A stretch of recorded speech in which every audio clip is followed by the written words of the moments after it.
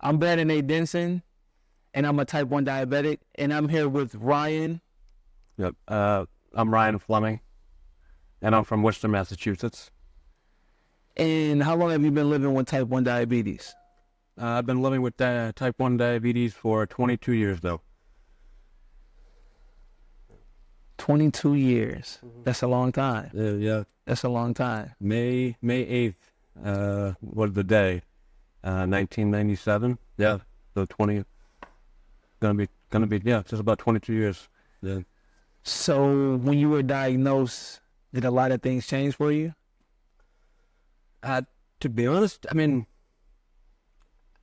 I didn't think so. I had a lot more responsibility as far as, checking my sugar and counting carbs, making sure how much I ate, and all in that respect. But the good thing is, I feel my eating habits were actually very good to begin with. So I didn't really have to change that much in that respect. Okay. It was just more of checking the sugar and giving myself my insulin that was the biggest change, Got it. Good. So a lot of us have something that we like to go to when we have a low. So I have to ask you, what is your favorite low snack? My favorite low snack would have to be Reese's peanut butter cups.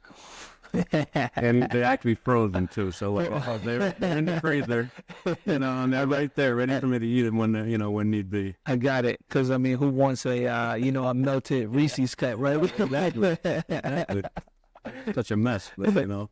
I'm not mad at you. I could probably eat those things for days. Oh yeah. So I want you to finish the sentence. I wish people knew, and you can frame it however you want, but I guess you wish people knew what about diabetes. So I wish people knew. That is not a death sentence. I like that.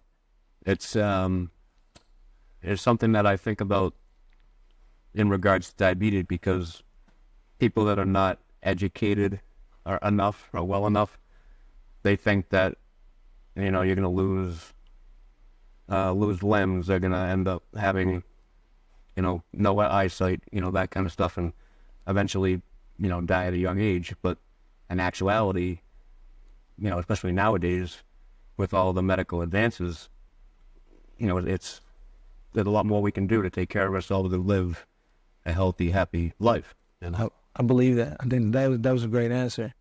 Diabetes is not a death sentence, so remember that. It's not. So, what advice would you give to somebody that was newly diagnosed, whether it's the parents, the caretakers, or the individual living with diabetes? What would be the first piece of advice you would give to them? I would, as far as, we'll say, with the caregivers, the first piece of advice I would give would have to say, don't stress about the new responsibilities or the upcoming responsibilities of the diabetes, because of everything that you can do. You can help your child with the diabetes the best you can.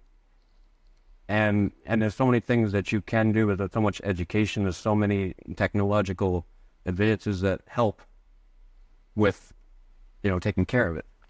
And so you're not alone. There's so many different cases of diabetes that, somebody's gonna be able to be there to help you.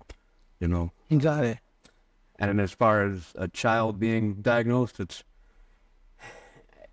I like to think that, be proud of something that you have. It's, it become part of you, and, it's a feeling of, oh, hey, I got this, I can, I can do this, it's Yeah.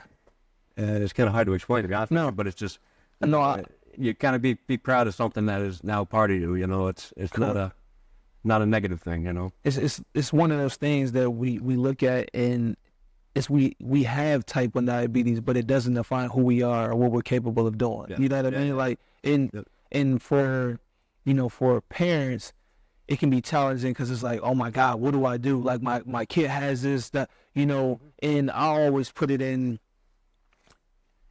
the terms of, if the kid has it, the parent has it, because, depending on how old the kid is, the parent has to do a lot of the work that the kid would eventually do once they grow up and mature and they can do it. So it's almost like the whole family essentially has it. The siblings have it because they need to know what's going on with the individual that has it. The parents always need to know what's going on, whether they're giving shots or changing pump infusion sets or loading reservoirs for the pumps and things like that, counting carbs for the kid. So, I always say, if the kid has it, the family has it. It's a family disease, and it can be a lot, but at the end of the day, you can overcome it, So that, I think that's the most important thing. Yeah. I like that you described that. That's so true. Right. Do you get annoyed when people ask if you can eat that? Actually, that's a good question. I feel like I used to get annoyed when I was first diagnosed, and I don't know if that was because of, the immaturity. Maybe I was young. I just like, why is someone asking me that? It's just like, is it really your business? It's really not. But now that I've gotten older, like, yeah, I kind of let that roll off the shoulders. No, because I mean, everything in moderation. That's how I feel with that. But I like that. But it's it's something that I know that comes with the territory, and people are going to ask me that. Correct. As long as I can be comfortable with my answer. Definitely. It's all good. So do you, when you're asked that, do you take that as a time to actually educate somebody on like the disease? Because obviously the biggest misconception is, and I just had this the other day when I went to the barbershop, I was trying to explain the difference between type 1 and type 2, which they have a lot of similarities, but they are very different. And I was like, do you know what the difference is? It's like, oh, you can't eat sugar. And it's like, well, technically, you know what I mean? Both diabetic type 1 and type 2, you can eat sugar. And I had to kind of go in further. So it's not really the sugars that you look at, it's the carbs, because the carbs break down into sugar. So it was like, oh, I didn't know that. So, and I always, when somebody asks me, for me, it's pretty much my way to kind of spread awareness of the disease and kind of make them more knowledgeable, so they aren't, just running with the misconceptions saying, oh, can you eat that? Oh, because obviously if we hear diabetes, we think of a lot of different, we know what it is, but a lot of people, they don't really know. So it's based off of what they hear. So that's so true. Yes, I would agree. And yes, I find myself trying to use that as a learning or teaching moment. Honestly, it really depends on who the individual is, because you kind of get a sense of the individual, if they're willing to listen, or if they're willing to, want to hear more about it, or they're just kind of stuck with what in their ways in a way. Like they really don't want to hear my rationale behind. I'm like, correct. So it really depends on the vibe I'm getting for each individual, but more often than not, I'll use that as, hey, actually, this is, a little more of a teaching moment, Got it. I like that. One word to describe you when you're either low or high. If you can do it in one word. Sometimes it's kind of tough because it's many, there's many different emotions and things going on. But I guess one word for your low, and then one word to describe it, how you feel when you're high. I like that. Okay. Yeah, because, we both know that there are different symptoms and different feelings, emotions, in each case. But I would say the primary feeling you said for being low, I just feel spacey. I feel out there. Just not my focus is not there, and it's difficult for me to remain focused. And if I just, I'm like, okay, something's off, and more often than not, that's the blood sugar being, low. And then as far as being high,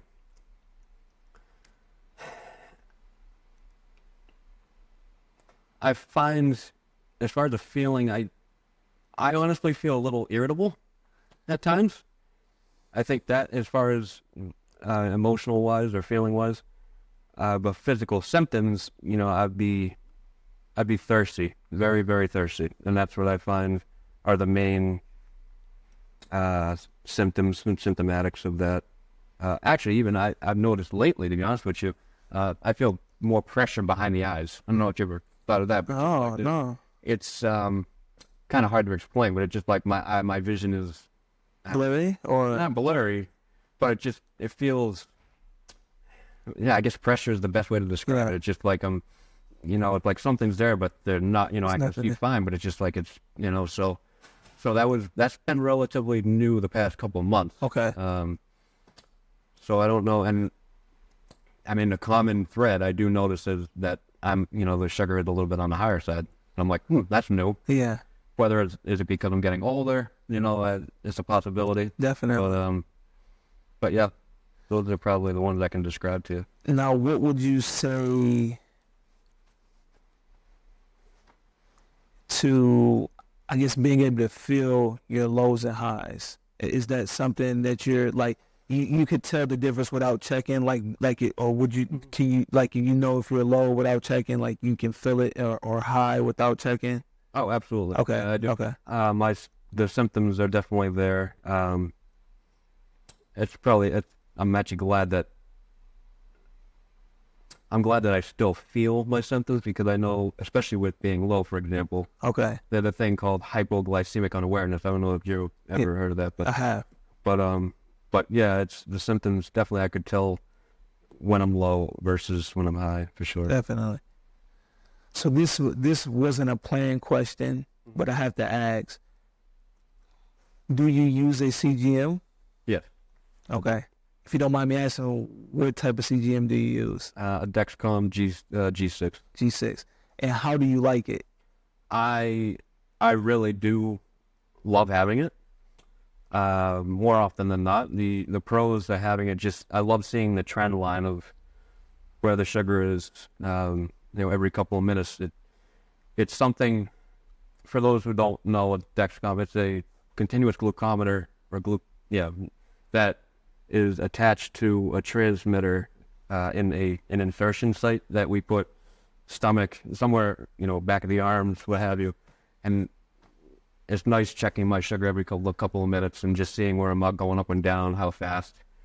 It's a nice visual aid as opposed to just a snapshot of checking your sugar. You got it. I think the only downfall I have with it is there are times when I notice that the GCM will tell me I'm a certain blood sugar. Say, for example, I'm 86. Mm-hmm. It says I'm 86.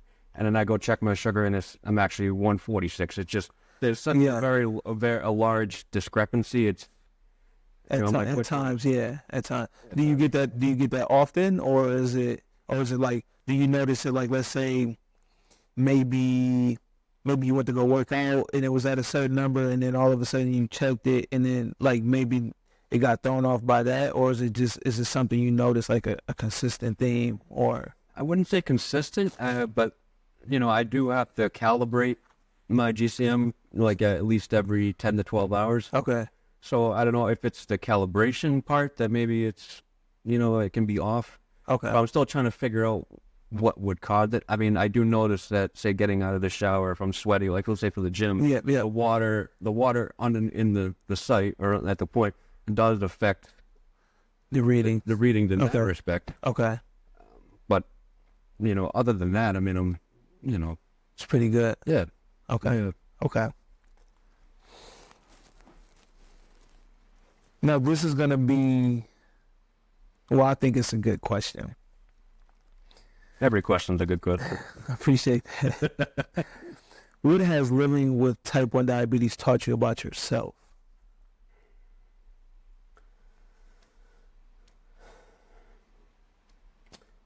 Living with type 1 diabetes has taught me. That's a good question. I would say it might be a couple things, to be honest with you. It's learning to remain patient with myself, and even being like diligent or consistent. Those two things kind of pop up the most, where being patient with my abilities to do the best that I can. Yeah, it's diabetes. It's not always going to be easy. Right. If we were in range every day, it wouldn't be diabetes. Exactly. So being patient with the fact that, getting upset if I have a day of it's just inconsistency, that doesn't make it any better. But on the flip side, it reminds me that, okay, being consistent and being diligent of how much I eat, how much exercise, what I do on a daily basis. Correct. And it helps with maintaining the diabetes in a healthy pattern. So just understanding those two things about myself, where this is part of the process, part of what I have to do every day. So I like that. Patience and hard work or diligence. And something that I poured several different things, but you said the patience in the process. And for me, I think that diabetes is a process. It's a lifelong process. And, I think sometimes as diabetics, we try to perfect it, and you can't perfect it, because no one day is the same, no 1 week is the same, no 1 month, no 1 year. And, you try to do the same things and get in a habit and get in a routine. The fact of the matter is, you can eat the same breakfast every single day at the same time, take the same amount of insulin, and for 1 week, your blood sugars might be like this. For the next week, they might be like this, and then for the next week, they might be just steady. And unfortunately, we can do the same things, but the outcomes aren't the same. So that patience is very important in just going through that process of like, okay, I had a bad day. I had a bad couple of hours. I had severe lows. I had severe highs. I was running stable. Just being able to have the patience to push through no matter what it is. And, I think we're really, really resilient for that. I think everybody living with type 1 diabetes, or diabetes in general, type 2, type 1, we deal with so many different things that people really don't know about, and we still have to go about everyday life as if nothing's going on. And a lot of people, they don't get to see that. They don't. You can look at a million different people, and you can look at them, and you wouldn't know if they have diabetes or not. Right. But the thing is, we come in so many different shapes, sizes, forms, colors. Yeah. But at the end of the day, we go through something, and I think we are diabetes warriors and all. I really do. And like you said, the patience is key to everything. I think that's not just with diabetes, but that's also with life. So I think having the patience to be able to deal with diabetes just prove that life is easy. Because if you can do this every single day, living with those regular so no. And this would be the last question. Not sure if you're a huge football fan, but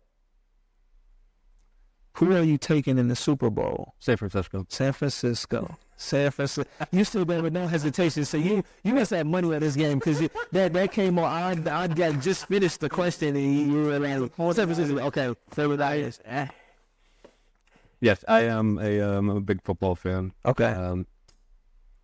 I mean, obviously, I'm a New England Patriots fan. All right. I mean, I'll admit that, but my Super Bowl this year. So, all those Patriots non-fans out there, but I do like both teams. Kansas City is definitely electric, and what they can do offense.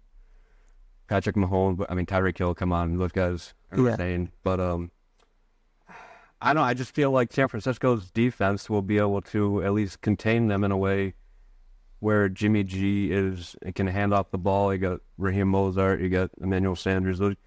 The overall team, Yep. San Francisco, I think, is the more complete team. Okay. So, I'm pulling for San Francisco to, Okay. and Jimmy G can get his first ring without being on the bench. That's your starter. You said you said something very key in that. Coming from playing defense, that's important because a lot of people don't understand defense wins championships. So if they can contain a high electrifying offense like that out of Kansas City, I mean, it's hard to win if you can't score, right? Yeah. Yes. Yeah. And, I feel like San Francisco can definitely, put up and do a good job with that, Yeah. Well, sounds good. It should be a good Super Bowl regardless. Yes. As long as it's a good game. We just want to see a good game. Yeah, That's exactly. it. As long as we see a good game, fine with it. Yep. Oh, yeah. All right. Well, Ryan, I definitely do appreciate it. Yeah. Thank you. No, thank you. That'll be the Talk with Ryan Fleming.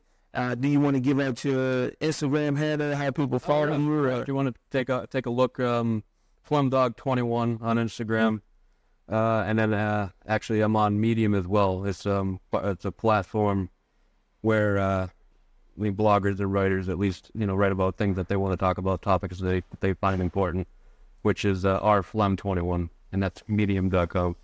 Sounds good. Like you said, thanks again, Ryan. Appreciate it. Nice being here. Diabetes Talk. There you go. You got it.